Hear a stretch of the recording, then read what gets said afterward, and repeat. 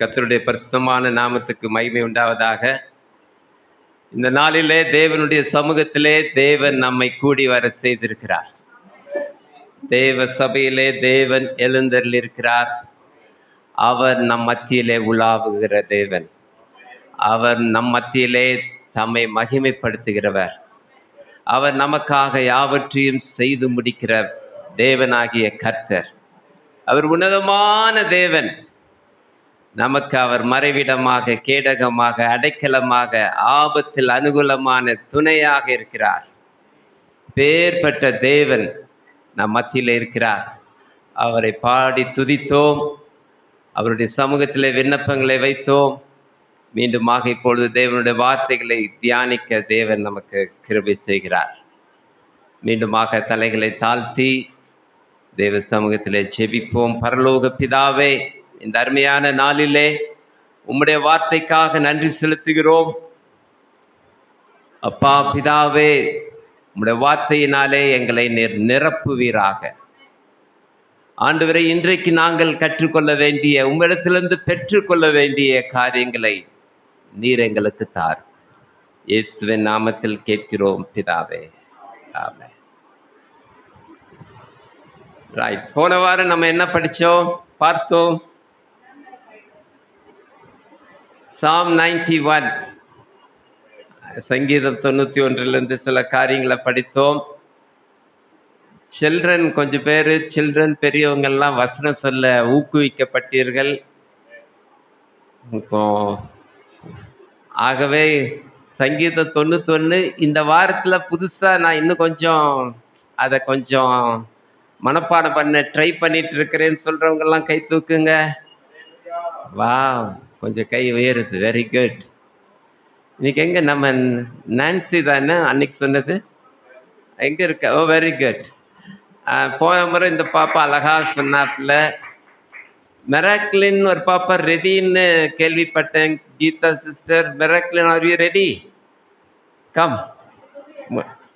படிச்சிருக்கிறியா? Okay, அந்த mic எடுத்தேன் முன்னாடி நின்று.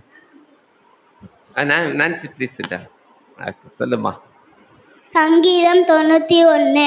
உன்னதமானவரின் மறைவில் இருக்கின்றவன் சர்வ வரவுகளின் நேரில் தங்குவான்.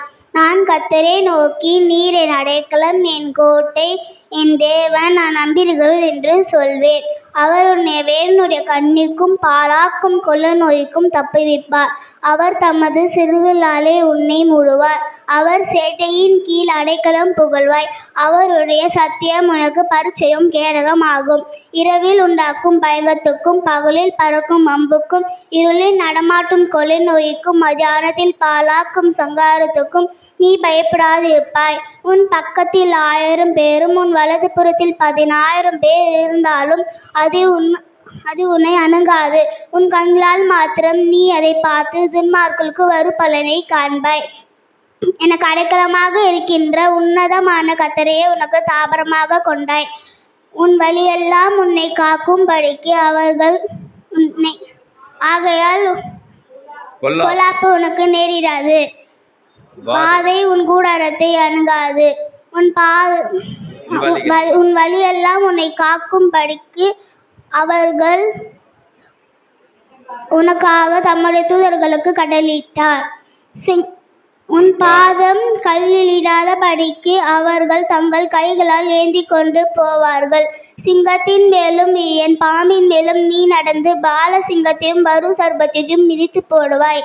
அவன் என் இடத்தில் வாஞ்சியா இருக்கிறபடியால் அவனை விடுவிப்பேன். என் நாமத்தை அவன் அறிந்திருக்கிறபடியால் அவனை உயர்ந்த அடைக்கலத்திலே வைப்பேன். அவன் என்னை நோக்கி கூப்பிடுவான், நான் அவனுக்கு மறு உத்தரவு அருளை செய்வேன். ஆபத்திலே நானே அவனோடு இருந்து அவனை தப்புவித்து அவனை கனப்படுத்துவேன். நீடித்த நாட்களாய் அவனை திருப்தியாக்கி என் ரட்சிப்பை அவனுக்கு காண்பிப்பேன். ஆமென். ஹல்லேலூயா. So good. Super.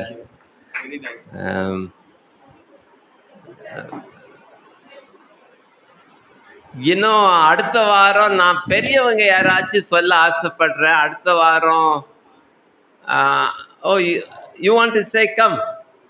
ரெடியா? சரி, இன்னைக்கே நீ ரெடின்னா வரலாம். இல்லை அடுத்த வாரம் சொல்லுனாலும் சொல்லு. ஓகே, அங்க ஒரு டிஸ்கஷன் நடக்குது. அடுத்த வாரத்துக்கு நியமிக்கப்படுகிறார்கள். Not today. அடுத்த வாரம் தயவுசெய்து வந்து சொல்லுங்க. அடுத்த வாரம் நான் வசனம் சொல்ல ஆசையா இருக்கிறேன்னு பெரியவங்க யாராவது ஒருத்தர் கை தூக்குவீங்களா? அடேங்கப்பா, நிறைய பெரியவங்க இருக்கிறீங்களே. திலகாமா நீங்க படிச்சிருவீங்களா? சூப்பர். அடுத்த வாரம் திலகாமாவுக்கு வாய்ப்பு, பெரியவங்களுக்கு. அம்மா, அதுக்கு கோச் வந்து சிவகுமார். ஓகே, அம்மாவுக்கு கோச் கொடுக்கணும். கீதா சிஸ்டரும் அம்மாவுக்கு கோச் கொடுக்கணும். 2 பேர் சேர்ந்து. அம்மா சொல்றாங்க அவங்க எல்லாம் எனக்கு தேவையில்லை, நானே சொல்லுவேன்னு. வா, அல்லேலூயா. இப்ப என்ன ஆகுதுன்னா அம்மா இவங்களுக்கு கோச் கொடுப்பாங்கன்னு தான் நினைக்கிறேன். Okay, right. இது நல்லா, உங்களுக்கு எப்பெல்லாம் ஃப்ரீ டைம் இருக்கோ, நீங்க எங்கேயாச்சும் டிராவல் பண்றீங்க 1/2 மணி நேரம்னா இந்த சங்கீதத்தை சொல்லிட்டே போங்க. கொஞ்சம் மறந்தாலும் பரவாயில்ல, எங்க மறந்தோன்னு கொஞ்சம் யோசித்தீங்கன்னா ஞாபகம் வரும். அப்புறம் 8ஆம் வசனம் என்ன, எதுக்கு அப்புறம் எந்த வசனம் வரும் அப்படின்னு ஏதாவது ஒரு சந்தேகம் வந்துருச்சுன்னா உன்னதமானவர் பாட்டை நீங்க பாடிருங்க. அந்த பாட்டு நல்ல பாட்டு, அதுல சரணங்கள்லாம் ஞாபகம் வரும். முதல் சரணம் தேவனின் அடைக்கலம், 2வது சரணம் இரவின் பயங்கரத்திற்கும், 3வது சரணம் 1000 10,000, 4வது சரணம் தேவனின் அடைக்கலம் ஒரு பொல்லாப்பு என்னை அணுகாது, அப்புறம் 5வது சரணம் உன் வழிகளில் எல்லாம், 6வது சரணம் சிங்கத்தின் மேலும், அப்புறம் 7வது சரணம் ஆபத்திலும் அவரை நான் நோக்கி கூப்பிடும் வேலைகளில் எல்லாம் என்னை தப்புவித்து முற்றும் ரட்சிப்பாரு. இந்த பாட்டும் கூட ரொம்ப அழகான பாட்டு. இந்த சங்கீதத்தை ஞாபகம் வச்சுக்க. ஆகவே எங்களுடைய அப்பா இந்த பாட்டு தினந்தோறும் எங்க வீட்டுல இரவுல பாடணும். அதனால அது ஒரு பெரிய ஆசீர்வாதமா இருந்தது. அதனால எல்லாரும் இந்த சங்கீதம், இப்ப நம்ம சபையே சங்கீதம் 91 சொல்லணும். ஐயோ, கொஞ்சம் பேர் தானே கை தூக்குனாங்கன்னு சொல்லி இப்ப எல்லாரும் கை தூக்குங்க. அல்லேலூயா சொல்லல. எல்லாரும் சங்கீதம் 91 படிப்போம்னு சொல்லி கை தூக்குங்க. Wow, everyone will read Psalm 91. அடுத்த வாரம் எல்லாரும், அடுத்த வாரம் இல்லை, இந்த மாசம் வரைக்கும் நமக்கு டைம். செப்டம்பர் முதல் வாரம் உங்களை எல்லாரும் அக்னாலேஜ் பண்ணுகிற வாரம். இது ஒரு அழகான ஆசீர்வாதம். வெறும் சங்கீதம் 91 மாத்திரம் இல்லை, இப்படி மாதத்துக்கு ஒரு சங்கீதத்தை நம்ம குறித்து வைத்து படித்தால் பெரிய ஆசீர்வாதம். இப்படி நம்ம செய்வோம். ஆகவே இந்த ஊக்கத்தொகையை வந்து இந்த மாதத்துக்கு நான், அடுத்த மாதத்துக்கு யாராச்சும் ஒருவர் ஆயத்தமாகுங்க, சங்கீதம் படிக்கிறவர்களுக்கு நான் ஊக்கத்தொகையை கொடுப்பேன் அப்படின்னு.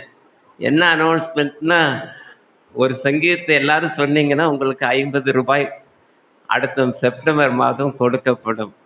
அதனால நம்ம சபையில் உள்ள ஒரு 50 பேர்னாலும் வாங்கணும் செப்டம்பருக்குள்ள. சரிதானா? ஓகே, எல்லாரும் ரெடி ஆகுங்க. நம்ம நான்சி தான் கோஆர்டினேட்டர். Okay, right.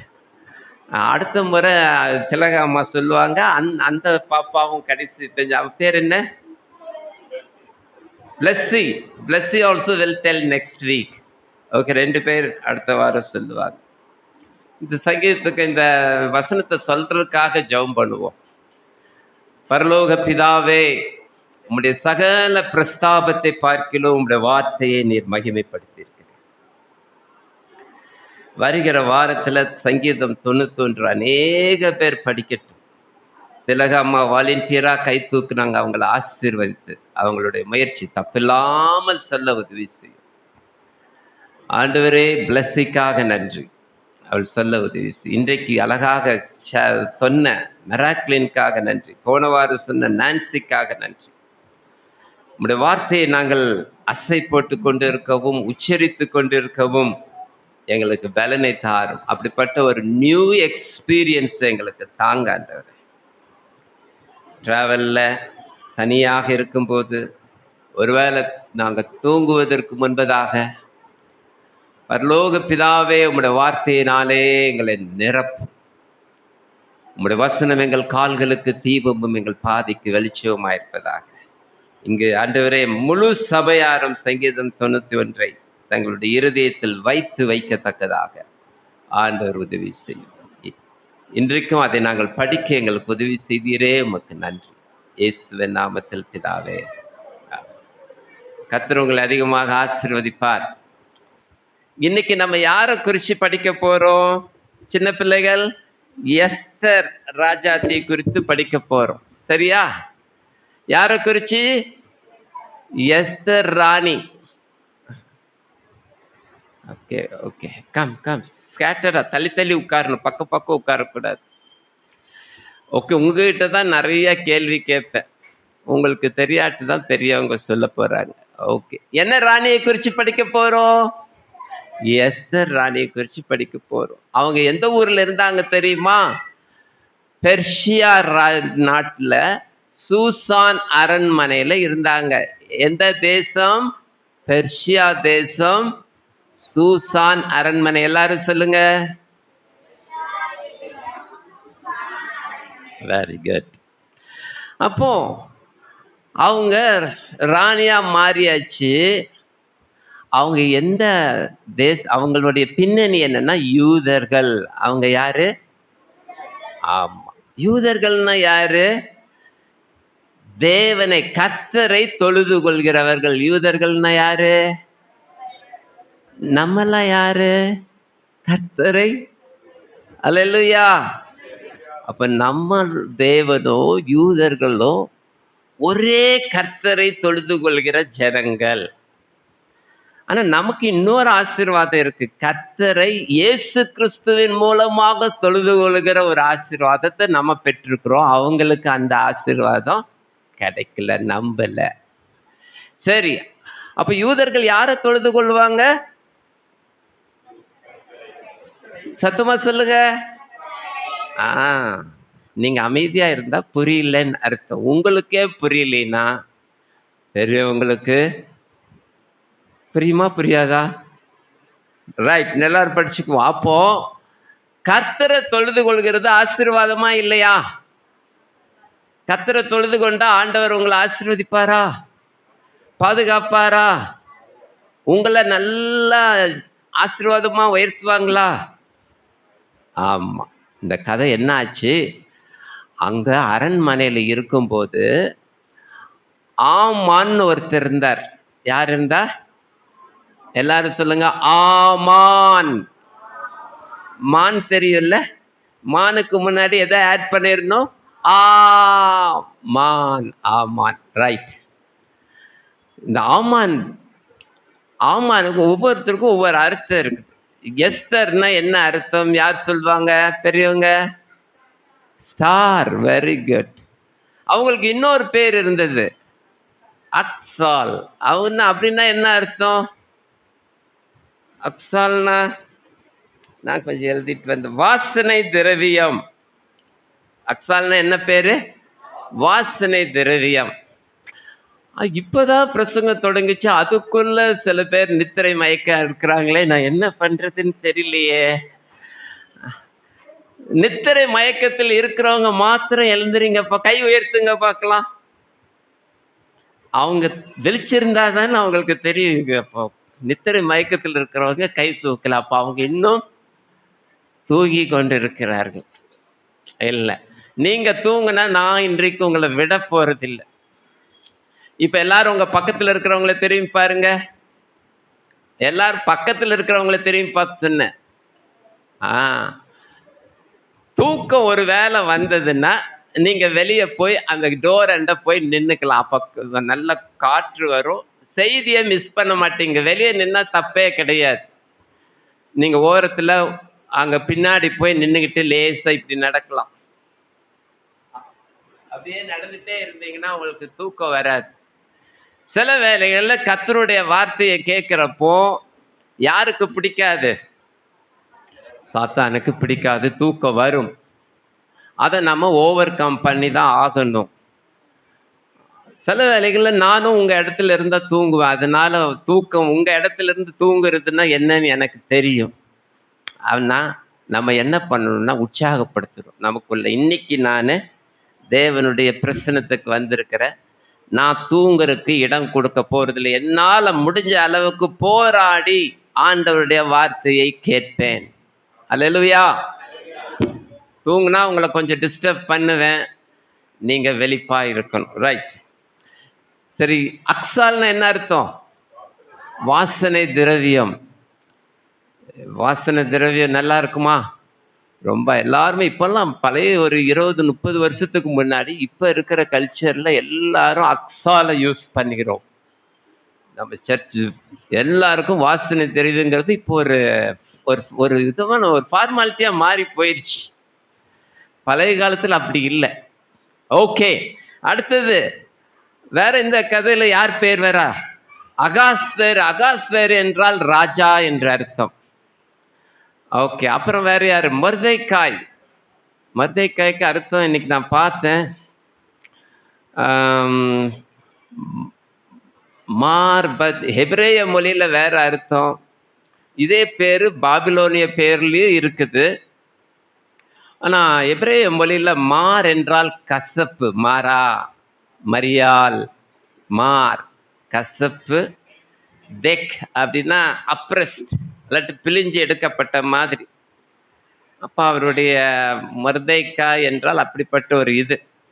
ஆனா இந்த கதையில இந்த பேர்கள் எல்லாம் வச்சு சில அர்த்தங்கள், ஒரு ஆவிக்குரிய அர்த்தங்களும் இருக்குது. இந்த எஸ்தர் புஸ்தகத்தை ஒரு திருச்சபைக்கு ஒப்பிடலாம். எஸ்தர் புஸ்தகத்தை எதுக்குள்ள? எஸ்தர் புஸ்தகத்துக்குள்ள என்ன ஒரு சத்தியம்? திருச்சபைக்கு அநேக சத்தியங்கள் இருக்கு. அதுல ஒரு விதமான ஒரு ஸ்டடி திருச்சபைக்கு ஒப்பிடலாம். அப்புறம் மொர்தெக்காயை பரிசுத்த ஆவியானவருக்கு ஒப்பிடலாம். அப்போ அப்போ திருச்சபையில நமக்கு ஆண்டவர் நம்முடைய எஜமானாக, மனவாளனாக, நம்முடைய ராஜாவாக இருக்கிறார். மொர்தெக்காய் இப்ப எப்படி இருக்கிறார்? இப்ப அவர் பரிசுத்த ஆவியானவரை போல செயல்படுகிறார். நம்முடைய வாழ்க்கையில பரிசுத்த ஆவியானவருடைய செயல்பாடு ரொம்ப அவசியம். அப்புறம் வஸ்தி. இது ஆவிக்குரிய அர்த்தத்துல, பெயர் அல்ல, பெயரின் அர்த்தம் அல்ல, ஆவிக்குரிய அர்த்தத்துல தள்ளப்பட்ட இஸ்ரவேல் அல்லது யூதா. வஸ்தி எப்படி ஒப்பிடலாம்?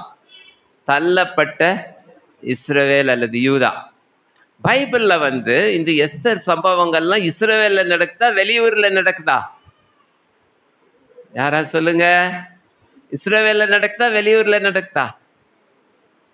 வெளியூர்ல, பெர்சியா தேசத்துல. பாபிலோன் நேபுகாத் நேச்சார் என்ன பண்ணார்? ஜனங்களை, யூதா ஜனங்களை எல்லாம் பிடிச்சிட்டு போனார். 70 வருஷம் அங்க இருந்தாங்க. அதுக்கப்புறம் என்ன ஆயிடுச்சு? தரியுங்கிற அரசர் மறுபடியும் வந்தார், மேதிய அரசாங்கம். அதுக்கப்புறம் அப்ப என்ன ஆயிட்டாங்க? பாபிலோன் யாரால தாக்கப்பட்டது? மேதியர்கள். அது கூடவே இன்னொரு குரூப் வந்தது, பெர்ஷியர்கள். அப்ப தரியு ராஜாவை பார்த்த மேதிய ராஜா. அதுக்கப்புறம் பெர்ஷியா ரொம்ப பவர்ஃபுல்லா மாறிடுச்சு. அதுக்கு அங்க யார் ஆண்டவர் எழுப்பினார்? கோரேஸ். இப்போ இந்த பெர்ஷியா தேசம் இப்போ பாபிலோன் எல்லாரையும் கண்டப்ப யூதர்கள் எல்லாம் இப்ப யாரு கீழே தான் இருக்கிறாங்க? பெர்ஷியா. முதலாவது நேபுகாத் நேச்சர் கீழே இருந்தாங்க. அப்புறம் நேபுகாத் நேச்சர் ராஜ்யம் விழுந்து போன உடனே மேதிய பெர்ஷிய ராஜ்யம் வந்தது. இந்த ராஜ்யத்துல யூதர்கள் எல்லாரும் அந்த ராஜ்யத்துக்கு உட்பட்டார்கள். அப்ப இப்ப யார் அதிகாரத்துக்கு கீழே இருக்காங்க? பெர்ஷிய ராஜாவின் அதிகாரத்துல. இந்த பெர்ஷிய ராஜா அதிகாரத்துல இருக்கும்போது யூதர்களை ஒடுக்குவதற்காக இன்னைக்கு படிச்ச ஒரு சம்பவத்துல நாம பார்த்தோம். இந்த ஆமான் ஒருத்தர் இருக்கிறார். இப்ப ஆமானை எதற்கு ஒப்பிடலாம்? அர்த்தம் என்னன்னா உயர்த்தப்பட்டவன். ஆமான்னா அர்த்தம் என்ன? உயர்த்தப்பட்டவன். ஆனா அவர் இப்ப எப்படி செயல்படுகிறார்? ஒரு தேவனுடைய பிள்ளைகளுக்கு ஒரு எதிரியாக, சத்துருவாக, ஒரு தேவ பிள்ளைகளுக்கு விரோதியாக செயல்படுகிறார். அவர் பேர் என்ன? ஆமான். ரெட் கார்பரேட் சில்ட்ரன் சொல்லுங்க. இப்ப யார பற்றி சொன்ன? ஏசப்பா பிள்ளைகளுக்கு விரோதியா இருக்கிறவர் பேர் என்ன? ஆமான். இன்னொருக்க சொல்லுங்க. Very good. ஓகே, அப்ப எல்லாம் நல்லா கவனிக்கணும், சரியா? நீங்க போய் இன்னைக்கு உங்க அப்பா அம்மாட்ட கேட்கணும், அப்பா அம்மா பிரசங்க என்ன தெரியுமா? அப்பா மிஸ் பண்ண பாயிண்ட் எல்லாம் நீங்க தான் சொல்லி கொடுக்க போறீங்க. Okay okay. இப்ப நம்ம என்ன பார்க்கிறோம்? இப்படிப்பட்ட ஒரு சமயத்துல இந்த சூசான் அரண்மனை, சூசான் என்றால் லில்லி, லில்லி பூ இருக்குதுல்ல, அந்த சூசான் அரண்மனை ரொம்ப மகிமையா இருக்குது. நீங்க 1ஆம் அதிகாரத்துல பாத்தீங்கன்னா அதோட வர்ணனைகள், ஜோடிப்பு, அலங்காரம், அது இதெல்லாம் ரொம்ப இருக்குது. இப்ப இதெல்லாம் எதுக்கு ஒப்பாக இருக்குது? ஒரு பரலோகத்துக்கு, ஒரு மினி பரலோகம் எப்படி மகிமையா இருக்குமோ அதுக்கு ஒப்பாக இருக்குது. ஆனா இங்க காரியங்கள் மாறுதலா இருக்குது. இதுல இருந்து நம்ம எப்படி ஒரு ஆவிக்குரிய காரியத்தை நம்ம அனுபவிக்க முடியும்? இதெல்லாம் ஒரு நிழலாட்டமான காரியங்கள் தான். இந்த புஸ்தகத்துல யார் பேரே வரல, எந்த பேரே இல்ல, கர்த்தர்ங்கிற பேரே இல்ல, தேவன்கிற பேர் இல்ல, இயேசுங்கிற பேர் இல்ல, யெகோவாங்கிற பேர் இல்ல, ஒரு பேரும் இல்ல. இப்படிப்பட்ட ஒரு புஸ்தகம் பைபிள்ல வேணுமான்னு நிறைய பேருக்கு கேள்வி இருந்தது. ஆனா இதுக்குள்ள இருக்கிற உள் அர்த்தங்கள் எல்லாம் பார்க்கும்போது இந்த புஸ்தகம் வேணும். ஹிஸ்டரியில ஆண்டவர் எவ்விதம் செயல்படுகிறார், நம்முடைய தேவன் தனிப்பட்ட வாழ்க்கையிலையும் கிரியை செய்கிறார், குடும்ப வாழ்க்கையில கிரியை செய்கிறார், சபையில கிரியை செய்கிறார். அது மாத்திரம் இல்லை, தேவன் எதிலையும் கிரியை செய்வார், தேசங்களிலே கிரியை செய்கிறவர், தேசம் மத்தியிலே தேவன் மகிமைப்படுகிறவர். அப்ப இன்னைக்கு எஸ்தர் தேசத்துல, சூசான் அரண்மனையில தேவன் மகிமைப்பட்டால், தேவன் ஒரு காரியத்தை செய்தால் அதை எந்த தேசத்திலும் செய்ய வல்லவர். எந்த தேசம்? இந்து தேசம் அல்லது இந்திய தேசம், என் தேசத்திலும் அவர் அதை செய்வார். அப்போ நம்ம தேசத்துல யாரெல்லாம் இருப்பா? தேவன் செயல்படுகிற, மகிமைப்பட போகிற தேசத்துல யாரெல்லாம் இருப்பா? அங்க என்னென்ன செயல்கள் இருக்கும்? ஆமானின் செயல்பாடுகள் இருக்கும். ஆனால் மொர்தெக்காயின் செயல்பாடுகளும், சத்துருவின் செயல்களும் இருக்கும், பரிசுத்த ஆவியானவரின் செயல்களும் இருக்கும். ஆனா திறப்புல யார் நிக்கணும்? நான் எஸ்தர் நிற்க வேண்டும். என்னை கொண்டு நீ நிற்காவிட்டால் யார் நிற்பார்? அதுதான் இன்றைக்கு எஸ்தருடைய தீம் வசனம். என்ன வசனம்? 4:14. அது வசனம் நம்ம எல்லாரும் மனப்பாடம் பண்ண இல்லாட்டி நல்லா தெரிஞ்சிருக்க வேண்டிய ஒரு வசனம். அதே நீ இந்த காலத்திலே மௌனமாய் இருந்தால் யூதருக்கு வேறொரு இடத்திலிருந்து ரட்சிப்பும் வேறொரு இடத்திலிருந்து எழும்பும். அப்பொழுது நீயும் உன் தகப்பன் குடும்பத்தாரும் அழிவீர்கள். நீ இப்படிப்பட்ட காலத்துக்கு உதவியா இருக்கும்படி உனக்கு ராஜ மேன்மை கிடைத்திருக்கலாமே, யாருக்கு தெரியும் என்று சொல்ல சொன்னான். ஆமென். அருமையான தேவ பிள்ளைகளே, தூங்கிடக்கூடாது, அதனால கொஞ்சம் சத்தத்தை மாத்துறேன். ஓகே. எத்தனை பேருக்கு ராஜ மேன்மை கிடைச்சிருக்குது? ராஜ மேன்மையாகும். எத்தனை பேருக்கு நம்ம சபையில ராஜ மேன்மை கிடைத்திருக்குது? ஹல்லேலூயா. இந்த கேள்விக்கு நல்லா சரி, இந்த கேள்வி அப்புறம் கேட்போம், சரிதானா? நமக்கெல்லாம், நம்ம எல்லாம் யார் பிள்ளைகள்? ராஜாவின் பிள்ளைகள். கரெக்ட். அப்ப நமக்கு ராஜ மேன்மை கிடைக்குமா? ஏசப்பா நம்முடைய ராஜா, நான் ராஜாவின் பிள்ளை. இப்ப இந்த ராஜ மேன்மை நமக்கு ஆண்டவர் கொடுத்திருக்கிறார். அவருடைய நாமத்தின் மேல் விசுவாசம் உள்ளவர்களாய் அவரை ஏற்றுக்கொண்டவர்கள் எத்தனை பேர்களோ அத்தனை பேர்களும் தேவனுடைய பிள்ளைகள் ஆகும்படி. இன்னைக்கு எத்தனை பேர் தேவனுடைய பிள்ளைகள் நம்ம சர்ச்சில்? ஏசப்பா பிள்ளைங்க. வா, நீங்க எல்லாரும் இயேசு மகாராஜாவின் பிள்ளைகள். இயேசு மகாராஜாவின் மேன்மை உங்களுக்கு இருக்குது. ஹல்லேலூயா.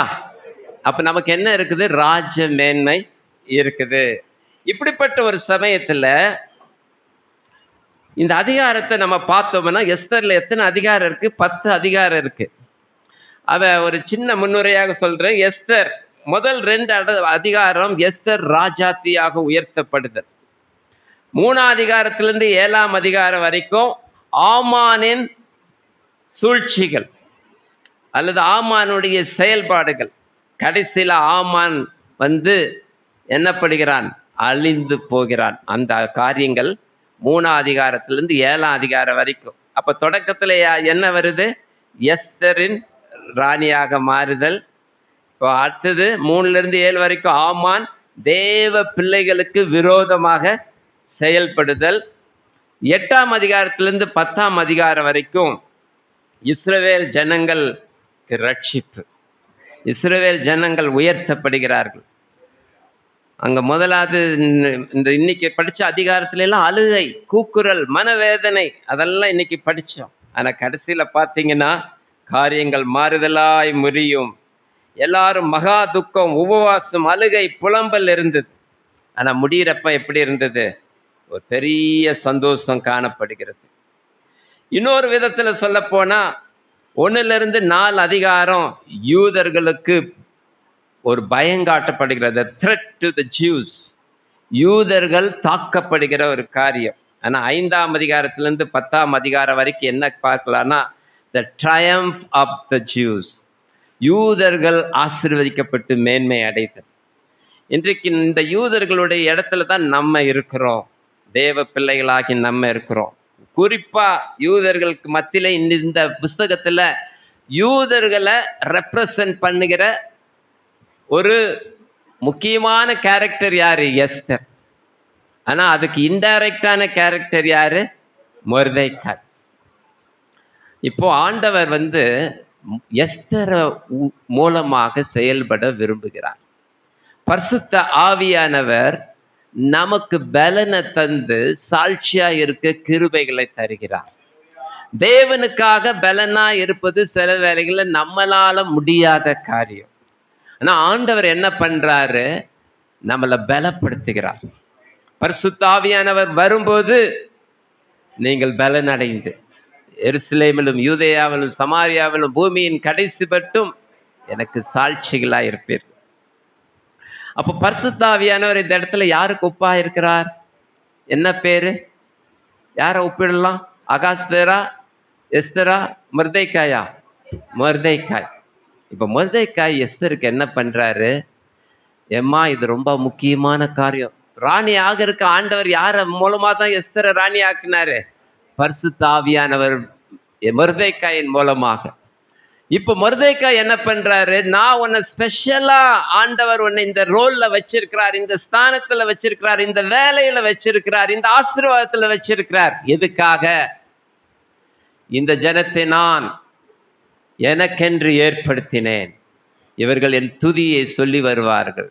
அருமையான தேவ பிள்ளைகளே, ஆண்டவர் உங்களை எங்கே வைத்திருக்கிறார்களோ அங்கே நீங்கள் ஒரு எஸ்தராக இருக்க வேண்டும். நீங்க சிஎம்சியில் இருக்கிறீங்களா?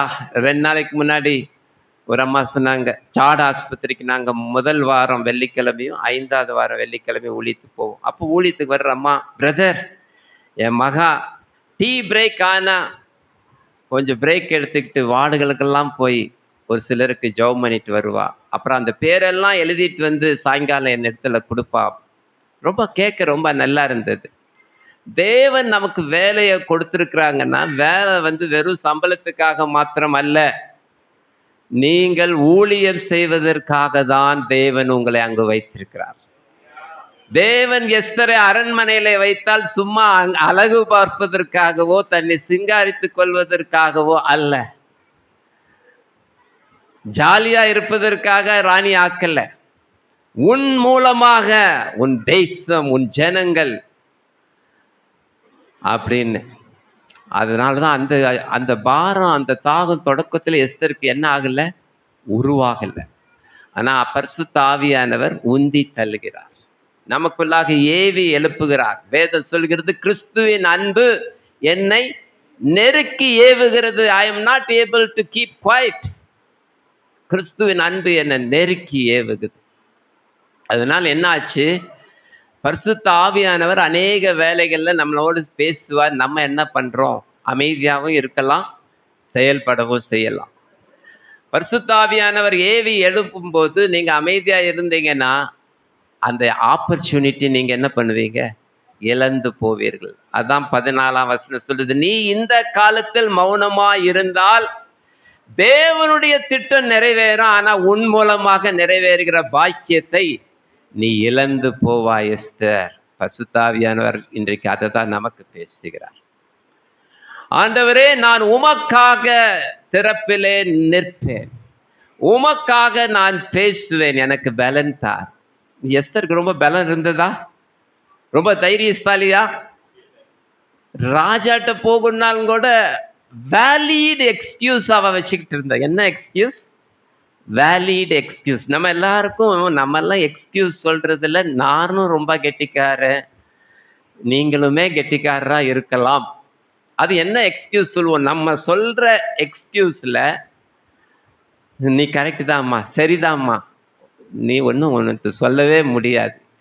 சரியான காரியத்தை சொல்றப்போ நமக்கு எதை செய்யணுமோ செய்ய மாட்டோம். ஆனா அதுக்கு பிரதியுத்தரம், அதுக்கு எஸ்கேப் ஆகிறதுக்கு நம்ம நல்ல டயலாக் பேசுவோம். அந்த டயலாக கேட்ட உடனே சரிதாம்மா, நான் ஒன்றும் இல்லை, உன் சூழ்நிலை எனக்கு புரியுது, உன் சூழ்நிலை எனக்கு புரியுதுன்னு நம்ம மனசு இப்ப எப்படி ஆயிரும்? ஆற்றி தேற்றப்படும். நான் வெரி குட், நான் ஆனா ஆண்டவர் சரிதாம்மா, உன் சூழ்நிலை எனக்கு புரியுதுன்னு சொல்லுவாருன்னு நினைக்கிறீங்களா? ஆண்டவர் சொல்லுவாரான்னு சொல்ல மாட்டாரா? உதாரணமா ஏசப்பாவுக்காக ஒரு சின்ன ஊழியம் செய்யணும், ஏசப்பாவை பற்றி சொல்லணும். ஐயோ, எங்க ஆபீஸ்ல மாத்திரம் நான் நான் இத்தனை வருஷம் ஆயிடுச்சு, நான் கிறிஸ்டியனே எங்க ஹாஸ்பிட்டல்ல இல்ல, எங்க ஆபீஸ்ல தெரியாது. நான் போறப்பும் கூட எப்படிதான் போவேன்? ஏதாவது ஒரு மார்க்கோட தான் போவேன், என்னை யாருமே, என் பேரும் அதுதான் அப்படின்னு சொல்றது வேலிட் எக்ஸ்கியூஸ். ஆண்டவர் அதற்காக உங்களுக்காக சிலுவையில ரத்தத்தை சிந்தல. ஞானம் வேற, எக்ஸ்கியூஸ் வேற. ஞானம் என்ன பண்ணும்? ஆண்டவரே, எப்படியாவது நான் உங்களுடைய ஊழியத்தை செய்ய எனக்கு ஞானத்தை தாங்க, எனக்கு தைரியத்தை தாங்க. இந்த எஸ்தரால முடியல, ஆனா மொர்தெக்காய் விடல. சரிம்மா, இப்போ நல்ல மொர்தெக்காய் நம்ம அப்பா அம்மா எல்லாம் என்ன பண்ணுவாங்க? ஆபீஸ்ல வாயை திறந்து இருக்கிற வேலையும் போயிட போது, இப்பதான் கிடைச்சிருக்கு, கன்ஃபார்ம் ஆகாதுமா, பெர்மனன்ட் ஆகாது, ஜாக்கிரதை, உற்சாகமா எதுவும் உற்சாகப்பட்டுறாத. இது யார் சொல்றா?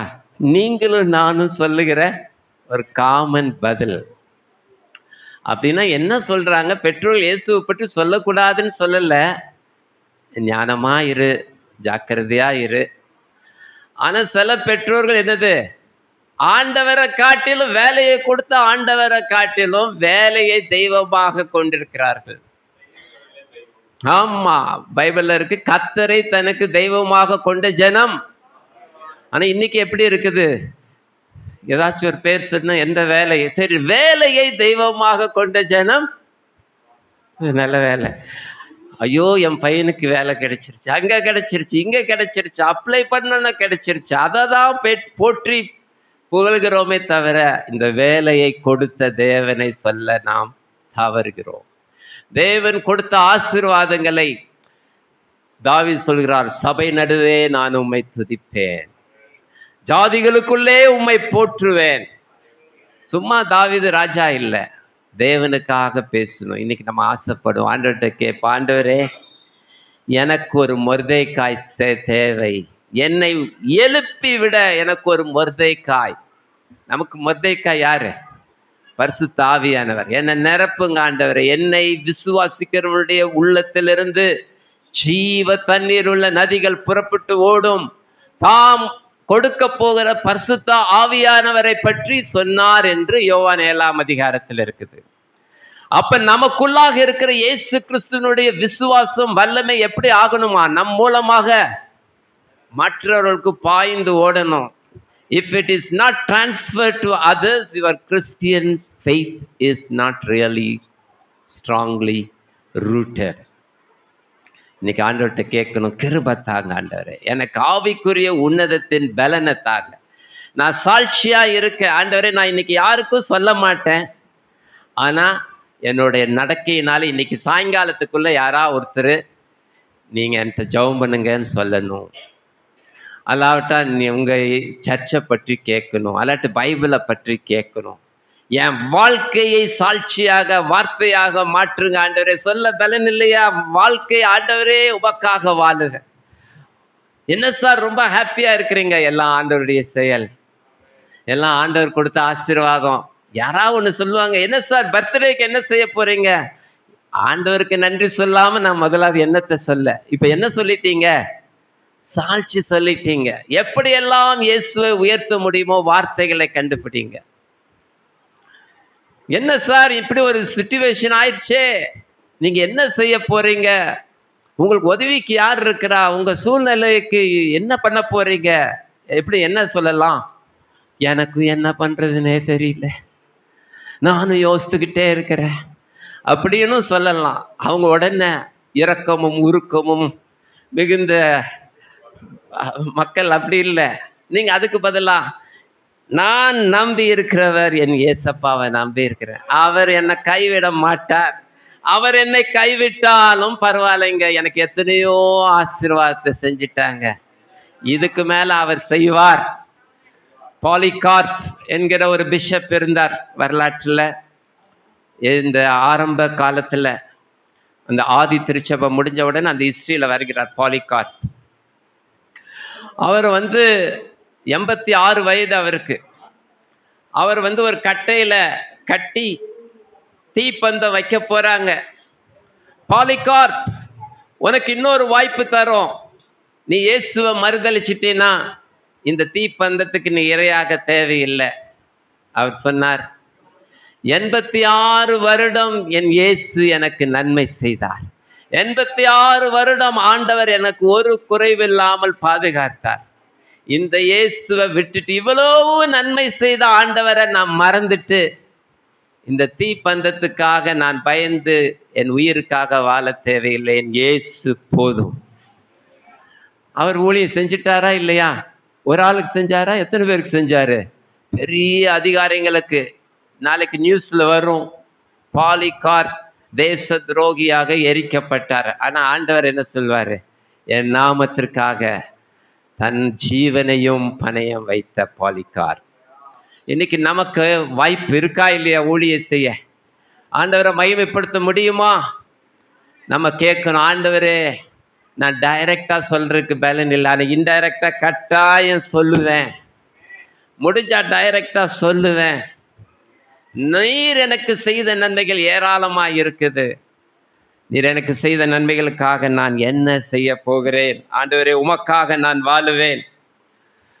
அப்ப நம்முடைய வாழ்க்கையில தேவனுக்கு ஊழியம் செய்யும் போது அல்லது தேவனுக்கு ஊழியத்தை செய்வதற்கு எதிர்ப்புகள் வரும். இங்க என்ன எதிர்ப்பு வருது? ஆமான் தேவ பிள்ளைகளுக்கு விரோதமாக திட்டம் போடுகிறார்.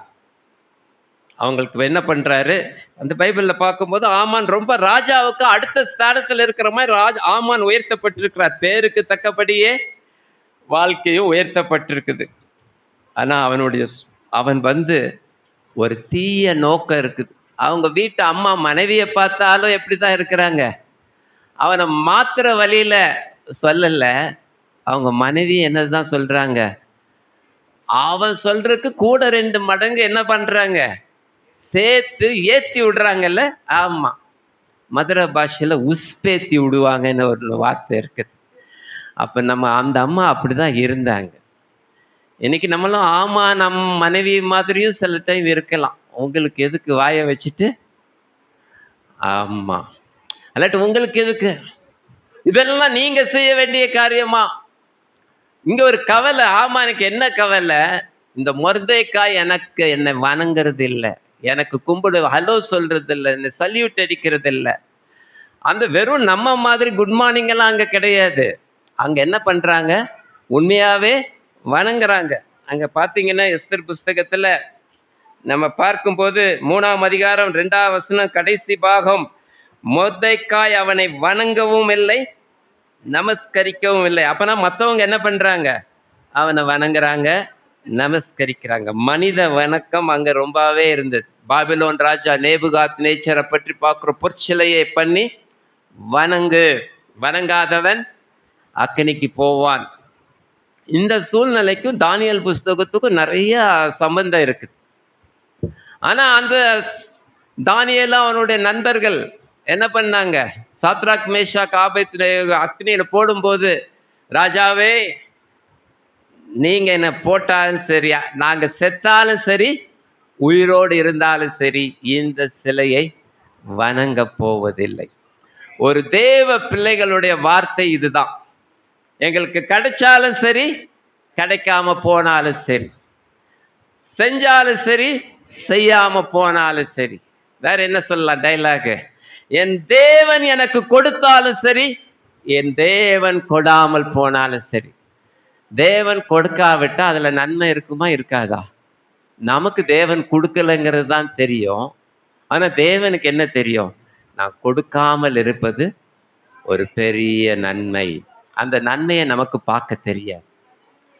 இன்னைக்கு ஆண்டவர் செய்கிற மகத்துவங்களை ஆராய்ந்து முடியாது. தேவன் உங்களுக்கு நன்மை செய்வார். உங்க விசுவாசம் வெறும் கொடுத்தாதான், கிடைச்சாதான், இதை செஞ்சாதான் நான் ஆண்டவரை தொழுது கொள்வேன்னா ஆண்டவர் உங்களில் மகிமைப்பட முடியாது. மொர்தெக்காய் சொல்றார், மொர்தெக்காய், எஸ்தர் நீ போய் ராஜாவின் இடத்துல நில்லு, இப்படி ஒரு ஆபத்து வந்திருக்குது, நீ நம்ம ஜனங்கள் மாத்திரம் சாகிறது இல்லை, நம்ம ஜனங்கள் செத்தா யாரும் சேர்ந்து சாக போறாங்க, நீயும் சாக போற, உனக்கு அழிவு வராதுன்னு சும்மா இருக்காத, உனக்காக தேசத்திற்காக திறப்பில் நிற்க போறியா, நெல்லுன்னு உற்சாகப்படுத்தினார். இப்ப இந்த எஸ்தருடைய விசேஷம் என்னன்னா, கீழ்ப்படிதலுள்ள எஸ்தர். இது வரைக்கும் மொர்தெக்காய் சொல்லி இந்த இஸ்ரேல எஸ்தர் செய்யாமன்னு ஏதாவது இருந்திருக்கால? இந்த எஸ்தர் புஸ்தகத்துல மொர்தெக்காய் எதை சொன்னாலும் கொஞ்சம் பதஷ்டம்தான், இதை நான் எப்படி செய்வேன், உடனே ஒரு வேலிட் எக்ஸ்கியூஸ் சொல்றான். நம்மள மாதிரி, அங்கிள் உங்களுக்கு ஒன்றும் தெரியாது, ராஜா உத்தரவு கொடுக்காம சும்மா போய் நின்று அவர் பொற்செங்கோலை நீட்டாட்டு யாரா இருந்தாலும் அவ்வளவுதான், அவுட், அவங்க அழிந்தே போய் விடுவாங்க, அது உங்களுக்கு தெரியுமா அப்படின்னு அவருடைய எக்ஸ்கியூஸ் சொல்றார். அதனால என்ன ஆச்சு, மொர்தெக்காய் அதெல்லாம் விடல, அதெல்லாம் பார்த்து கண்டுக்கல. மொர்தெக்காய் என்ன சொன்னாரு, நீ போய் செய். அப்போ என்ன எஸ்தர் என்ன சொல்கிறார், எனக்காக ஒரு ஹெல்ப் பண்ணணும், எனக்காக ஒரு ஹெல்ப் பண்ணுங்க. நம்ம அந்த வசனத்தை படிப்போம். 4ஆம் அதிகாரம் 13வது வசனம் எல்லாரும் சேர்ந்து படிக்கலாம். மொர்தெக்காய் எஸ்தருக்கு திரும்ப சொன்னது, நீ ராஜாவின் அரண்மனையில் இருக்கிறதினால் மற்ற யூதர் தப்பக்கூடாது இருக்க, நீ தப்புவா என்று உன் மனதிலே நினைவு கொள்ளாதே. நீ இந்த காலத்திலே மௌனமாயிருந்தால் யூதருக்கு சகாயம் ரட்சிப்பு வேறு ஒரு இடத்திலிருந்து எழும்பும். 15வது வசனம், அப்பொழுது எஸ்தர் மொர்தெக்காய்க்கு மறுபடியும் சொல்ல சொன்னது. 16 எல்லாரும் சேர்ந்து படிங்க. நீர் போய்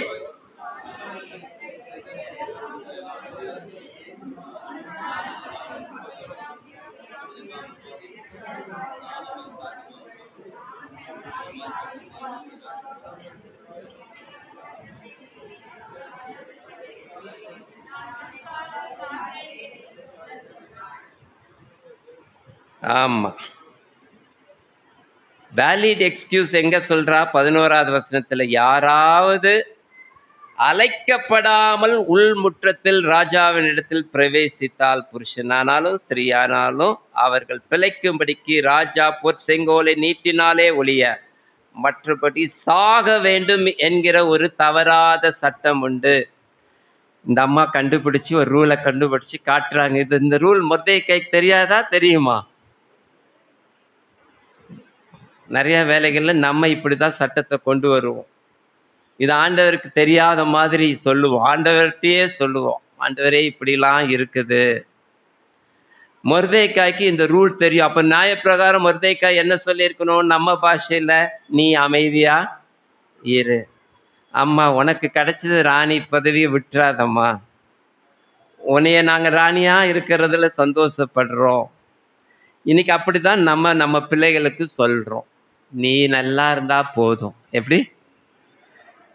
என் ஜனமோ மற்றவங்களோ எப்படி போனாலும் எனக்கு கவலையே இல்லை, நீ நல்லா இருந்தா. எப்படி? இந்த சத்தமே வரல, நீங்க இப்படி சொல்ல மாட்டீங்களோ? இன்னொரு கூட்டம் சொல்லும், நான் என பிள்ளைகளுக்காக தான் உயிரே வாழ்றேன். எப்படி? உயிர் எதுக்காக வாழ்றாங்களா? இந்த 2 பிள்ளைங்க வந்தாச்சு, இதுக்காக தான் இருக்கிற வரைக்கும் வாழ்க்கை கண்ணீர் தான், இருக்கிற வரைக்கும் கண்ணீரை விட்டுக்கிட்டே என் பிள்ளைகளுக்காக நான் செத்து போனா போதும். அவங்க நோக்கம் எதுக்காக இருக்குது? கண்ணீர் விட்டுக்கிட்டே சாகறதுக்காக தான் இருக்குது. அந்த கண்ணீரை கொஞ்சம் வேற விதத்துல விட்டா எவ்வளவு நல்லா இருக்கும். உங்க கண்ணீரை வீணாக்காதீர்கள். உங்க கண்ணீரை சேமித்து வையுங்கள். உங்கள் கண்ணீரை தேவனுக்காக செலவு பண்ணுங்கள். தேவனிடத்தில் உங்கள் கண்ணீரை ஊற்றுங்கள். உங்க இம்மைக்குரிய காரியத்திற்காக நாம் கவலைப்பட்டு கலங்க தேவையில்லை. ஐயோ டியூஷன், ஐயோ படிப்பு, வேற என்ன இன்னைக்குரிய கவலைகள்லாம், ஐயோ இடம் கிடைக்கல, ஐயோ டிராவலுக்கு பணம் இல்லை. இம்மைக்குரிய கவலைகள் நம்மளை நெருக்கி ஏவுது. ஆனா இன்னொரு இடத்துல பவுலுக்கு என்ன ஏவுது? கிறிஸ்துவின் அன்பு நெருக்கி ஏவுது. நம்ம இதுக்கு இடையில தான் இருக்கிறோம். நம்ம இப்படி சாதாரணமா இப்படி உலக பிரகாரமா கண்ணீர் வடிக்கணும்னு நினைச்சா வடிச்சிடலாம். ஆனா ஆண்டவர் சொல்றாரு, இன்னொரு உன்னதமான ஒரு ஆசீர்வாதம் உண்டு, இன்னொரு உன்னதமான ஒரு வாழ்க்கை உண்டு. எஸ்தர் எதை தெரிந்து கொண்டால்? தவறாத சட்டம், சாக வேண்டுங்கிறதுனால அமைதியை தெரிந்து கொண்டாளா, அல்லது நான் செத்தாலும் சாகிறேன் என்கிற சட்டத்துக்கு உட்பட்டாளா? இப்போ நீங்க கேட்கலாம், அப்படின்னா நாங்க நாளைக்கு கவர்மெண்ட்டுக்கு விரோதமா நிக்கணும்னு சொல்றீங்களா, நாளைக்கு எங்க ஆபீஸ்ல எதிர்த்து நிக்கணும்னு சொல்றீங்களா? அப்படி சொல்லல. நீங்க நல்லா விளங்கிக்கணும். நான் என்னுடைய நோக்கம் ஆண்டவருக்காக வாழுவேன். எனக்கு வேலையையும் படிப்பையும் இந்த ஸ்தானத்தையும் அந்தஸ்தையும் இந்த குடும்பத்தையும் கொடுத்தவர் கர்த்தர் என்பதை நான் என் முன்பாக வைக்கிறேன். அவரை அல்லாமல் எனக்கு இந்த வேலை கிடைக்கவில்லை. இந்த வேலையே போனாலும் தேவன் என்னை இதற்கும் மேலான வேலையை தருவார். என் தேவன் தம்முடைய ஐஸ்வர்யத்தின்படி என் குறைகளை எல்லாம் நிறைவாக்குவார். ஆகவே நான் நம்புகிறது அவராலே வரும். அவர் என்னை விட்டு விலகுவதும் இல்லை, என்னை கைவிடுவதும் இல்லை. நான் கர்த்தருக்குள் தைரியமாக இருக்கிறேன். எனக்கு என்ன நடந்தாலும் பரவாயில்லை. அதுதான் இப்ப எஸ்தர் சொல்லிட்டார். என்ன சொல்லிட்டாங்க? சட்டத்தை மீறி. சொல்லுங்க, அப்படின்னா என்ன அர்த்தம்? நான் சாகிறது உறுதி. ராஜா கையை கோல நீட்டாட்டு இருந்தாலும் பரவாயில்ல, நான் ராஜாவின் இடத்தில் பிரவேசிப்பேன், என் வாயை திறப்பேன், நான் என் ஜனங்களுக்காக திறப்பிலே நிற்பேன். என் ஜனங்கள் என் தேவனால் காப்பாற்றப்படுவார்கள். என் தேவனுக்காக நான் இதை செய்ய துணிகிறேன் என்று தன்னை ஒரு பொருட்டாக எண்ணாமல் தன்னை தேவனை மையமாக முன்னிறுத்தினாள். எப்படி முன்னிறுத்தினாள் சொல்லுங்க? தேவனை எப்படி முன்னிறுத்தினாள்? தேவனாலதான் கூடுங்கிறது எப்படி சொன்னா? இந்த அதிகாரத்துல, இந்த புஸ்தகத்திலேயே ஒரு ஆவிக்குரிய உன்னதமான ஒரு அனுபவம் என்னன்னா, 16ல நீங்க எனக்கு ஒரு காரியம் செய்யணும். சூசானில் இருக்கிற யூதரை எல்லாம் கூடி வர செய்து 3 நாள் அல்லும் பகலும், இரவும் பகலும், புசியாமலும் குடியாமலும் இருந்து எனக்காக உபவாசம் பண்ணுங்க. இன்னைக்கு நம்ம ஊழியத்தை செய்யறதுக்காக, ஏசப்பாவை பற்றி சொல்றதுக்காக உபவாசிக்கணும். ஆண்டவரே, சுவிசேஷத்தை ஈஸியா சொல்றதுக்கு எனக்கு உதவி செய்யுங்க. ஒரு முறை சாட் ஆஸ்பத்திரிக்கு போனேன். அதே அம்மா தான், அந்த மகா ஊழியம் செய்வாங்கல்ல பிரதர். நான் ஆட்டோவில் வரும்போதே 3 பேருக்கு சுவிசேஷத்தை சொல்லிட்டேன். என்னங்கக்கா இப்படி சொல்றீங்க? ஆமா பிரதர், 3 பேருக்கு ஆட்டோவில் உட்காந்துக்கிட்டே சொல்லிட்டேன். நீங்க என்னதான் சொன்னீங்க சொல்லுங்க பார்க்கலாம். என் பக்கத்துல இருந்த ஒரு அம்மா ஏறினாங்க. எம்மா, ஏசப்பா உன்னை ரொம்ப நேசிக்கிறாருமா. உடனே அந்த அம்மா கேட்டாங்க, என்னைய ஏசப்பா ரொம்ப நேசிக்கிறாங்களா? ஆமாம்மா, உன்னைதான் ஏசப்பா ரொம்ப நேசிக்கிறாங்க. அவ்வளவுதான் சொன்னேன் பிரதர். அந்த அம்மா இறங்கி போறப்ப, அம்மா எனக்கு ஒரு பைபிள் கொடுங்கம்மா கேட்டாங்க. இந்த அம்மா சுவிசேஷம் கள்ளங்கபடாம இல்லாம சொன்னாங்க. நம்ம சுவிசேஷம் சொல்லணும்னா ரொம்ப ஏதோ ஒரு பெரிய மூட்டை, ஒரு பேக், இப்படி ஒரு பேகை மாட்டிக்கணும், அதுக்குள்ள ஒரு பைபிள் போட்டுக்கணும், அப்புறம் இப்படி வச்சுக்கணும், இப்படி நடக்கணும், அங்க போகணும், இப்படி கொடுக்கணும். இது அல்ல தேவன் எதிர்பார்க்கிற ஊழியம். அது அல்லவே அல்ல. என் நடையிலும், என் வாழ்க்கையிலும், என் வார்த்தைகளிலும், என்னோட எல்லா காரியத்திலும் என் இயேசுவை நான் அறிவிப்பேன். இயேசு உன்னை நேசிக்கிறார். என்ன நேசித்தாருமா? எனக்கு இந்த அற்புதத்தை பண்ணாருமா. அந்த அம்மாவுக்கு ஹார்ட் ஆபரேஷன். அந்த அம்மாவுக்கு என்ன நடந்ததுன்னா, வீட்டில் காசு ஏதோ எத்தனையோ லட்சம் கட்டணுன்ட்டாங்க. இந்த அம்மா சொன்னாங்களாம், நமக்கு லட்சம் எல்லாம் கட்டுறதுக்கு இல்லை, நான் எவ்வளோ நாள் ஆண்டவர் எனக்கு உயிரை கொடுக்குறாங்களோ கொடுக்கட்டும், கடன் வாங்கி எனக்கு ட்ரீட்மெண்ட் பண்ணாதீங்கன்னு. ஆனால் அவங்க மகா சொன்னல, வார்டுக்கெல்லாம் போய் ஜெபம் பண்ணுவாங்கன்னு, டீ பிரேக், அவங்க டாக்டர்கிட்ட போய் சொல்லியிருக்கிறாங்க, அம்மா ஒன்றும் இல்லைம்மா. ஆனால் இந்த அம்மாவுடைய நாள் வரும்போது அந்த டாக்டர் கூப்பிட்டாங்களாம், சிஎம்சியில் ஸ்டாஃப் டிபெண்ட்டுக்கு ஒருத்தருக்கு ஃப்ரீ பண்ணுற ஒரு ஸ்கீம் இருக்குது, அதை உங்கள் அம்மாவுக்கு கொடுக்கலாம். அது 4 லட்சம் இல்லை, ஏதோ 16 லட்சம் நினைக்கிறவங்க, எனக்கு ஞாபகம் இருந்தா. 16 லட்சத்தை தேவன் என்ன பண்ணாராம், ஃப்ரீ பண்ணாங்களாம். ஒருத்தருக்கு அந்த ஸ்கீம் இருக்குது, அதை உங்க அம்மாவுக்கு கொடுக்கலாம். இந்த அம்மா உயிரை விட ரெடி, நான் கடனும் வேண்டாம், என் ஆண்டவர் உயிரை கொடுத்தா கொடுக்கட்டும், என் பிள்ளைகளுக்கு நான் பாரமா இருக்கக்கூடாதுன்னு. ஆனா இது, ஒருவன் எனக்கு ஊழியம் செய்தால் பிதாவானவர் அவனை கனப்படுத்துவார். அருமையான தேவ பிள்ளைகளே, தேவன் உங்களுக்காக வைத்திருக்கிற ஆசீர்வாதங்களை கண் காணவும் இல்லை, காதுனால கேட்கவும் இல்லை, நம்ம மனசுல தோன்றவும் இல்லை. தேவன் அவைகள் எல்லாவற்றையும் முன்பதாக ஆயத்தம் பண்ணியிருக்கிறார். நன்மையும் கிருபையும் என்னை தொடரும். இப்படிப்பட்ட மேன்மையான ஆசீர்வாதத்தை தேவன் கொடுத்திருக்கிறார். நம்ம என்ன செய்ய போகிறோம்?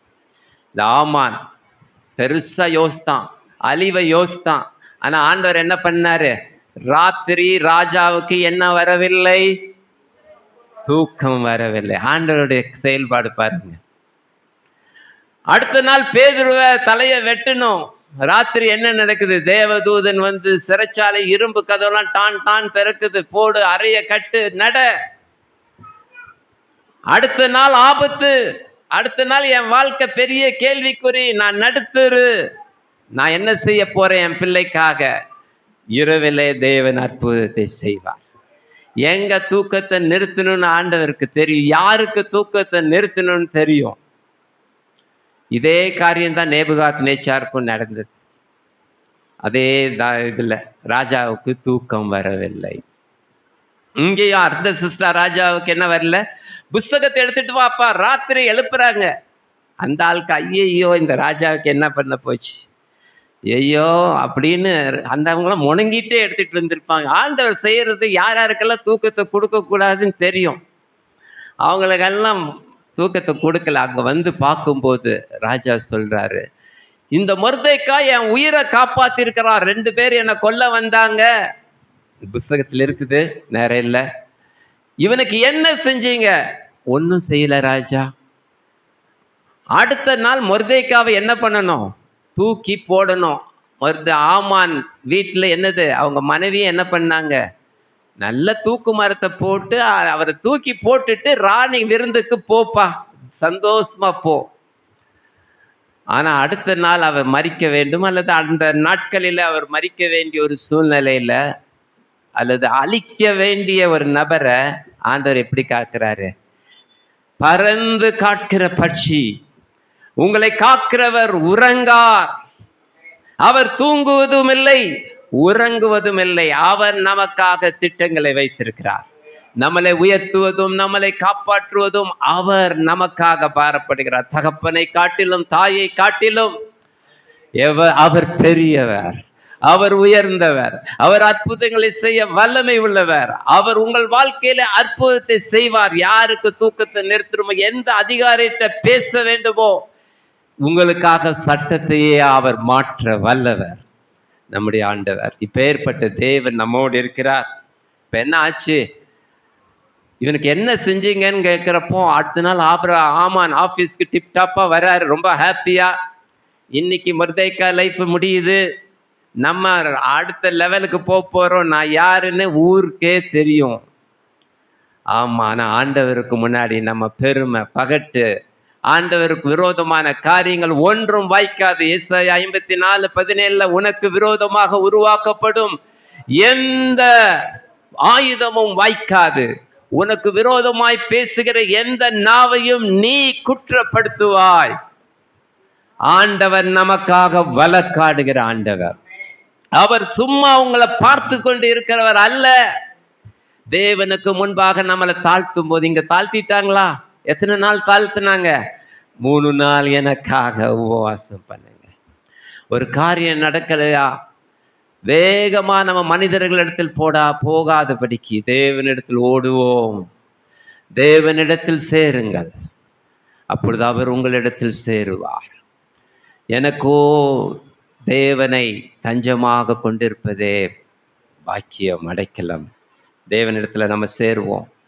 நம்ம கடைசியா உபவாசம் இருந்தது. நாங்கள் உபவாசத்துல ரொம்ப புவர் தான், இன்னும் உபவாசிக்கணும். ஆனா ஆண்டவர்கிட்ட சில காரியங்களுக்காக, இந்த இடத்துல எஸ்தர் தனக்காக உபவாசிக்கல, நான் ஆண்டவருக்காக செயல்பட எனக்கு பலன் வேண்டும், ஊழியம் செய்ய எனக்கு பலன் வேண்டும், திறப்பிலே நிற்க எனக்கு பலன் வேண்டும்.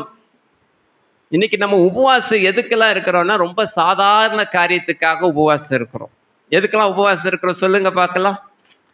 என் பிள்ளைக்கு காய்ச்சல் நல்லா ஆகல, உபவாசம். அப்புறம் என் வீட்டில் ஜன்னல் மாத்திரம் வைக்கல, உபவாசம். அப்புறம் என் படிப்பு அவ 3 முறை மேக்ஸ்ல மாத்திரம் ஃபெயில் ஆகிறா, உபவாசம். அப்புறம் சொல்லுங்க. அப்புறம் உபவாசம், அவளுக்கு மாத்திரம் சைக்கிள் வாங்கல என் பையனுக்கு, மற்ற பையங்கள்லாம் சைக்கிள் போட்டுறாங்க, உபவாசம். அப்புறம் அவனுக்கு ஃபுட்பால் வேணும், உபவாசம். இது நீங்க என்ன நினைக்கிறீங்க இந்த உபவாசத்தை பற்றி? நல்ல உபவாசம் தானா? இன்னைக்கு நம்ம தேவ பிள்ளைகளா இருக்கிறப்ப, எஸ்தர் இப்படிதான் உபவாசம் பண்ணாங்களா? ராஜாட்ட சொன்னா எனக்கு இன்னும் 4 ட்ரெஸ் கிடைக்கணும். மொர்தெகாய் அவர் என்னை கண்டுக்கவே இல்லை, அவர் பாட்டுக்கு பிஸியா இருக்கிறாரு, உபவாசம். எஸ்தரும் கூட உபவாசம் இருந்திருக்கலாம். இது சொல்றாங்க, நான் இன்னும் ராஜாவை பார்த்து 30 நாள் ஆகுது, அதனால ராஜா என்னை பார்க்கட்டும், உபவாசம். அப்படி போடலாமே, போடல. ராஜாக்கு என்னை பற்றி கவலையே இல்லை, அதுக்கு நான் உபவாசம் போடுறேன் இல்லை. ஆண்டவர்கிட்ட கிருபையை கேட்போம். ஆண்டவரே, நான் எதுக்கு உபவாசம் இருக்கிறேன்? இன்னைக்கு எங்களோட காலையில ரொம்ப அழகா லட்சுமி சிஸ்டர் இதே பாயிண்ட்டை தான் அவங்க வேற மாதிரி நமக்கு சொல்லி கொடுத்தாங்க. அதனால 24 மணி நேரம் சங்கிலி ஜெபம் ஒரு குட் ஸ்டார்ட். ஹல்லேலூயா. தேவன் ஒரு நல்ல காரியத்தை செய்கிறார். தயவு செய்து எல்லாரும் 1 மணி நேரம் நீங்க சைன் பண்ணிட்டு தான் போகணும். உங்க ஸ்லாட் முடிஞ்சிருச்சு, 24 மணி நேரம் முடிஞ்சிருச்சுன்னு ஓடிடாதீங்க. 12 மணிக்கு 2 பேர் கையெழுத்து போடலாம். 2 பேர் நேரம் முடிஞ்சிருச்சு, 24 மணி நேரத்தை நம்ம 40 பேர் இருக்கிறோம். அப்ப என்ன பண்ண, 3 மணிக்கு 3 பேர் கையெழுத்து போட்டு ஜெபம் பண்ணல, 3 பேரும் அங்கங்க ஜெபம் பண்ணட்டும். ஆகவே ஜெபம் பண்ணுங்க. ஆனா நீங்க ஜெபம் பண்ணும்போது எதுக்காக ஜெபம் பண்ண போறீங்க? முதலாவது தேவனுடைய ராஜ்யம், முதலாவது என் ஆண்டவருடைய காரியம், முதலாவது தேவ ஜனங்கள் பாதுகாக்கப்பட வேண்டும். நான் என் ஜனங்களுக்காக திறப்பிலே நிற்பேன், நான் செத்தாலும் சாகிறேன். இதை கேட்டுட்டு மொர்தெகாய் இருதயம் பாருங்க, படபடக்கல. அம்மா நீ சொல்லிட்ட, தயவுசெய்து அதை மாத்திரம் செஞ்சிராதன்னு சொல்லல. என்ன பண்ணாரு? நில்லு, நாங்க நிக்கிறோம். தேவ பிள்ளைகளுக்கு இன்னைக்கு மிஷினரிமார்கள் அங்க நிக்கிறாங்க, நம்ம நிக்கணும். ஐ திங்க் வில்லியம் கேரி சொன்னார், இங்கிலாந்து தேசத்துல சொல்றாங்க, நான் இந்தியாவுக்கு போகணும். அங்க பதில் வருது, நீ இந்தியாவுக்கு போக தேவையில்லை, நிறைய பேரை ஆண்டவர் அனுப்புவார், அங்கேயே ஆண்டவர் அனுப்புவார், நீ இங்க இருந்து தான் போகணும்னு அவசியம் இல்லை. நாங்க இல்ல, நான் உங்ககிட்ட காசையும் கேட்கல, எதையும் கேட்கல, நீங்க எனக்கு எதையுமே செய்ய வேண்டாம். எனக்கு ஒரே ஒரு காரியம் செய்யணும், நான் கிணத்துல குதிக்க போறேன், என் பின்னாடி ஒரு கயிறை கட்டி நான் குதிக்க போறேன். நீங்க செய்ய வேண்டியதெல்லாம் அந்த கயிறை மாத்திரம் பிடிச்சிக்க போதும். நான் குதிக்கிறது, நான் குதிக்கிறேன், எனக்கு ஒரே ஒரு உதவி, என்னை பிடிக்கிறதுக்கு எத்தனை பேர் நீங்க வர போறீங்க அந்த கயிறை பிடிக்கிறதுக்கு? இன்னைக்கு மிஷினரிமார்கள், தேவ பிள்ளைகள், பரிசுத்தவான்கள், விசுவாசிகள் ஊழியம் செய்யறாங்க, அந்த கயிறை பிடிக்க எத்தனை பேர் நம்மளை ஒப்பு கொடுக்க போறோம்? ஆண்டவரே, நான் தினமும் ஜெபிப்பேன். ஒருவேளை நம்ம நேரத்தை குறித்து ஜெபிக்கலாம். அல்லாவிட்ட நம்ம குடும்ப ஜெபத்துல ஒரு கட்டாயமான ஜெப குறிப்பு, ஊழியக்காரர்களுக்காக ஜெபிக்கிறோம்னு சொல்லி வார்த்தையை சொல்லி ஜெபிக்கலாம். அல்லாவிட்டால் கர்த்தர் கொடுக்கிற ஒரு ஊழியக்காரர் வெறும் ஆண்ட்ரூ பாஸ்டர் மாத்திரம் நீங்க சொல்லிட்டு இருக்க கூடாது. புது புது பேரை சொல்லி ஜெபிக்கணும். ஆண்ட்ரூ பாஸ்டர் அம்மா இருந்தாங்க, எங்களை பார்க்கும் போதெல்லாம் சொல்லும் போது, ஐயா உங்களுக்காக நான் தினந்தோறும் ஜெபிக்கிறேன், அந்த வார்த்தை என்னை ரொம்ப ஆறுதல் படுத்தும்.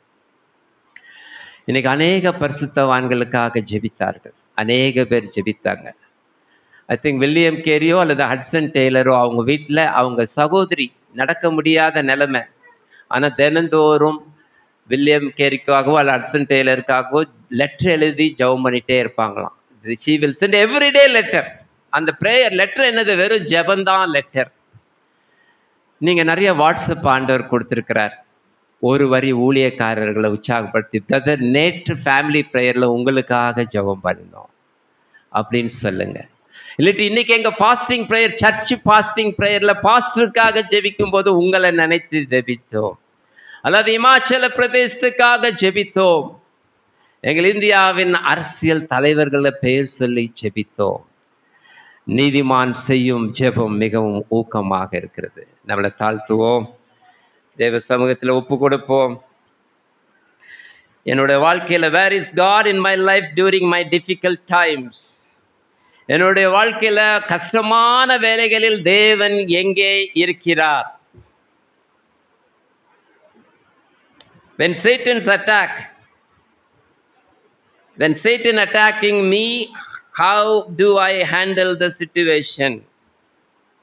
சாத்தான் என்னை சோதிக்கும் போது நான் அந்த சூழ்நிலையை எப்படி சந்திக்க போறேன்?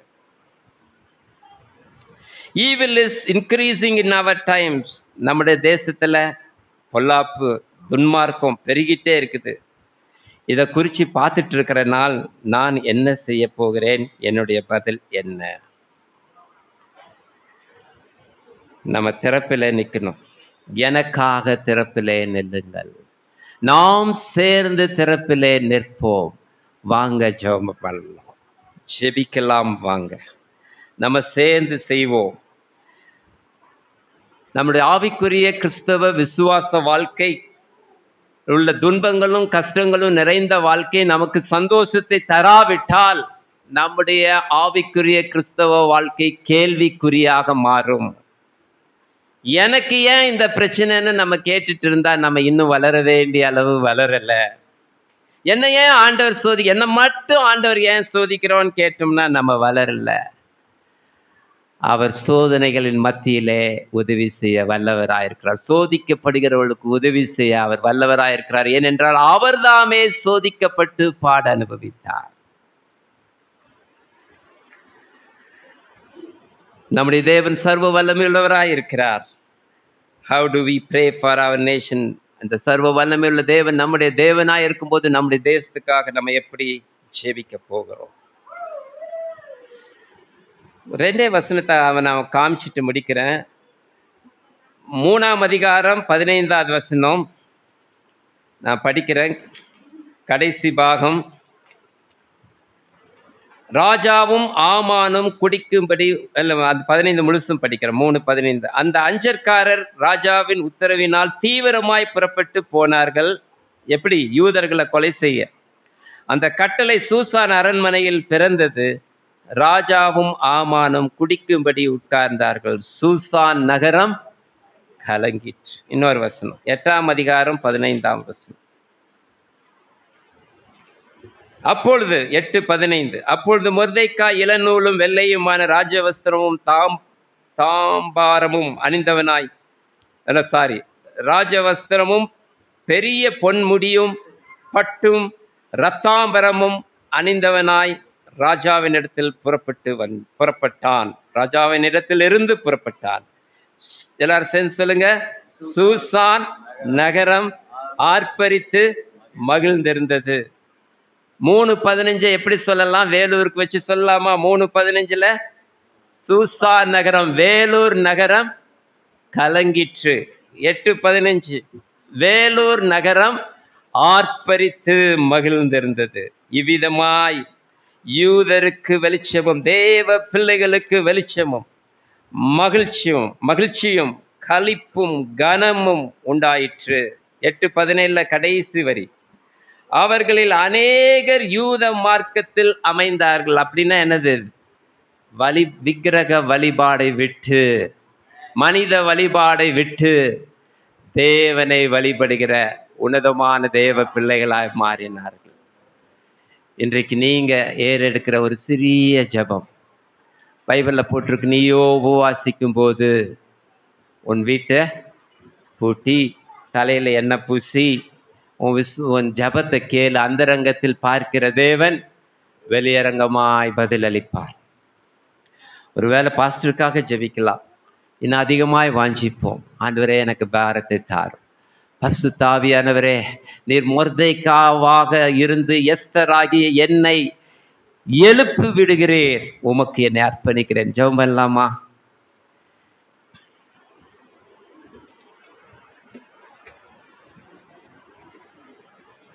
குயவனே, உந்தன் கையில் களிமண்ணா உடைத்து உருவாக்கிடும். குயவனே, மியூசிக் வேண்டாம். குயவனே, கையில் களிமண்ணா உடைத்து உருவாக்கும். என் சித்தம் அல்ல சித்தம் நாதா, தருகிறேனும் கையிலே. என் சித்தம் அல்ல சித்தம் நாதா, தருகிறேனும் கையிலே. என்னை தருகிறேன் கரத்தில். என்னை படைக்கிறேன் பாதத்தில். என்னை தருகிறேன் கரத்தில். என்னை படைக்கிறேன் பாதத்தில். உருவாக்குமே ஐயா, உருவாக்குமே ஐயா, உருவாக்குமே. சேவைக்காக என்னை தருகிறேன். வனைந்திடும் சித்தம் போல் எனக்காக வாழாமல் உமக்காக வாழ்ந்திட உருவாக்குமே. பரலோக பிதாவே, இந்த அருமையான நாளுக்காக உமக்கு நன்றி. பரிசுத்த ஆவியானவர், நீர் எங்களோடு பேசியிருக்கிறீர். நாங்கள் ஒவ்வொருவரும் எஸ்தரை போல பெரிய ராஜ்யம் என்பதை நாங்கள் பெற்றிருக்கிறோம். உம்முடைய பிள்ளைகள் என்று சொல்வது எங்களுக்கு எவ்வளோ பெரிய பாக்கியம். இவ்வளவு பெரிதான ரட்சிப்பை குறித்து நீங்கள் கவலையற்றிருந்தால் வருங்கால கோபத்திற்கு எப்படி தப்புவிப்பீர்கள்? ஆண்டவரே, நீர் எங்களுக்கு கொடுத்த ஆசீர்வாதம் நித்திய ஜீவன். இவைகள் இந்த உலகத்தின் படிப்புக்கோ, வேலைக்கோ, பணத்திற்கோ, பொருளுக்கோ, வீடுகளுக்கோ, ஆஸ்திக்கோ ஒப்பிடப்படத்தக்கவைகள் அல்லப்பா. உம்முடைய நித்தியத்தின் ஆசீர்வாதங்களில் இவைகள் தூசியும் துரும்புமாக இருக்கிறது. ஆண்டவரே, உம்முடைய பாதத்தில் எங்களை அர்ப்பணிக்கிறோம். இம்மைக்காக நாங்கள் வாழ்கிறவர்களாய் காணப்பட்டால் எல்லாரை பார்க்கிலும் நாங்கள் நிர்பாக்கியராயிருப்போம். ஆண்டவரே, எஸ்தர் அழகாக ஒரு காரியத்தை கேட்டால், எனக்கு பலன் இல்லை, எனக்காக ஜெபியுங்கள், நானும் என் தாதிமாரும் உபவாசிப்போம். I will also pray, I will also fast. ஆண்டவரே, எங்க வாழ்க்கையில துன்பம் கஷ்டம் வந்தாதான் ஜெபம் உபவாசம்னு தோணுது. அது ஒரு நல்ல காரியம்தான், அதை செய்ய கிருபை தாரும்.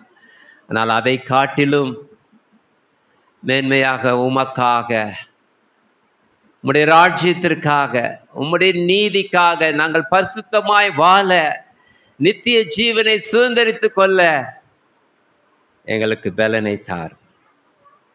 உம்முடைய பிள்ளைகளுக்காக ஜெபிக்கிறோம். உம்முடைய பிள்ளைகளை ஆசீர்வதியும். தேவ கிருபை, தேவ சமாதானம் உம்முடைய பிள்ளைகள் மேல் தங்கியிருப்பதாக. அருமையான பாஸ்டருக்காக நன்றி செலுத்துகிறோம். நீர் அவருக்கு கொடுத்த ஹாஸ்பிட்டலுக்காக, அட்மிஷனுக்காக, ரூமுக்காக, ஃபெசிலிட்டிஸ்க்காக, டாக்டர்ஸ்க்காக, அப்பாயின்மெண்ட்டுக்காக நன்றி செலுத்துகிறோம். இந்த சரீரத்தை நீர் கொடுத்தீர். நீர் எஜமானா இருக்கிறீர். எங்களுக்கு தான் ஆபரேஷன்ங்கிற வேர்டு பெருசு. அது உமக்கு ஒண்ணுமே இல்லை. It's simply a procedure, but you will take care, Lord. நீர் பார்த்துக் கொள்கிறீர். நீர் யெகோவா ஈரே, தேவன் பார்த்துக் கொள்ளுவார். எதை குறித்தும் கலங்கம் இல்லை, யார் மீதும் கசப்பும் இல்லை என்று பக்தன் பாடுகிறது போல, ஆண்டவரே நீர் எங்களுக்கு போதுமானவராயிருக்கிறீர், ஐஸ்வர்ய சம்மனராயிருக்கிறீர். நீர் எங்கள் சுகமளிக்கிற யெகோவா ராஃபாவா இருக்கிறீர். I will be with you. I am with you. I have been with you. I was with you என்று சொல்லுகிறீரே, எவ்வளவு பெரிய பிரிவிலேஜ். உம்மை ருசித்த நாங்கள் வரப்போகிற சிறிய துன்பங்களோ கஷ்டங்களோ பாடுகளை குறித்து வேதனை அடையாதபடிக்கு, அதை காட்டிலும் பெரிய தேவனுடைய ராஜ்யத்திற்காக நாங்கள் கவலை கொள்ள எங்களுக்கு தொடர்ந்து பலனை தாரும். நாங்கள் பலனற்றவர்கள் அப்பா. நான் பலனற்றவர், எனக்கு பலனை தாரும். உமக்காக திறப்பிலே நிற்க ஊழியம் செய்ய எனக்கு பலனை தாரும். தொடர்ந்து இந்த உம்முடைய பிள்ளைகளை ஆசீர்வதித்து அனுப்பும். இயேசுவின் நாமத்தில் கேட்கிறோம் பிதாவே, ஆமென். தேங்க்யூ. யாவரும் எழுந்திருந்து கடைசியான ஜெபத்திற்கு நம்ம ஆயத்தமாகவும். பரலோக பிதாவே, இன்றைய ஆராதனைக்காக உமக்கு நன்றி செலுத்துகிறோம்.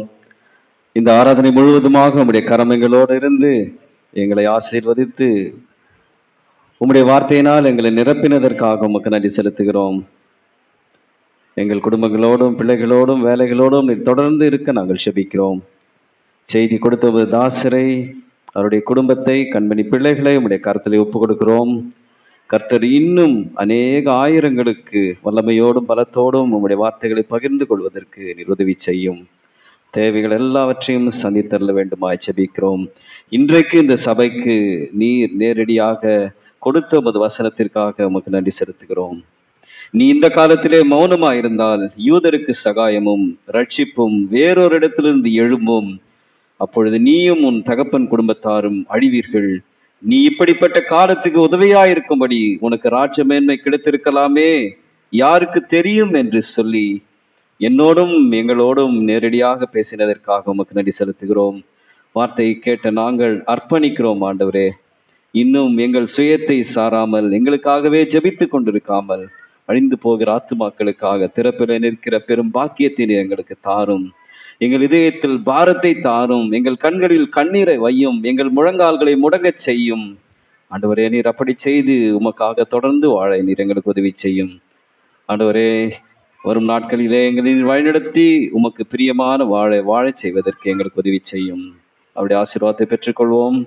எங்கள் ஆண்டவராகிய இயேசு கிறிஸ்துவின் கிருபையும் தேவனுடைய அன்பும் பரிசுத்த ஆவியானவருடைய ஐக்கியமும் சமாதான சந்தோஷமும் நம் அனைவரோடும் இன்றும் என்றும் சதா காலங்களிலும் இருப்பதாக. ஆமே.